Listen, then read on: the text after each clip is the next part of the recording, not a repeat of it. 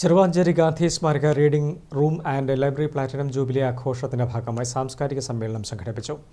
കേന്ദ്ര സഹമന്ത്രി ജോർജ് കുര്യൻ ഉദ്ഘാടനം ചെയ്തു.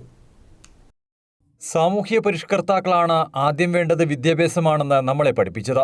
വിദ്യാഭ്യാസത്തിന് വേണ്ടി നിലകൊള്ളൂ, ചെറുപ്പക്കാരെ പഠിപ്പിക്കൂ എന്നുള്ള അവരുടെ സന്ദേശമാണ് നമ്മുടെ കുട്ടികൾക്ക് നിലവാരമുള്ള വിദ്യാഭ്യാസം നൽകാൻ സഹായകമായതെന്നും കേന്ദ്ര സഹമന്ത്രി ജോർജ് കുര്യൻ പറഞ്ഞു. ചെറുവാഞ്ചേരി ഗാന്ധി സ്മാരക reading room and library platinum jubilee ആഘോഷത്തിന്റെ ഭാഗമായി സംഘടിപ്പിച്ച സാംസ്കാരിക സമ്മേളനം ഉദ്ഘാടനം ചെയ്യുകയായിരുന്നു അദ്ദേഹം.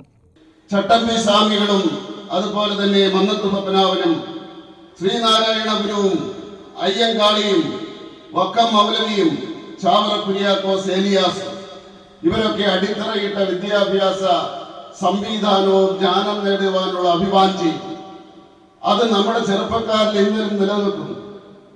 ഒരുപക്ഷെ ഇന്ത്യയിൽ ഏറ്റവും കൂടുതൽ നിലവാരമുള്ള വിദ്യാഭ്യാസത്തിന്റെ വക്താക്കളായിട്ട് അത് നിലനിർത്തിക്കൊണ്ട് നമ്മൾ മുന്നിലേക്ക് കൊണ്ടിരിക്കുകയാണ്.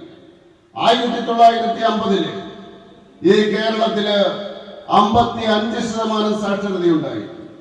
മറ്റ് സംസ്ഥാനങ്ങളിൽ 5-10 നമുക്ക് 55% ഉണ്ടാകണമെങ്കിൽ അതിന്റെ അടിസ്ഥാനം എന്ന് പറയുന്നത് ഈ സാമൂഹ്യ പരിഷ്കർത്താക്കളാണ്.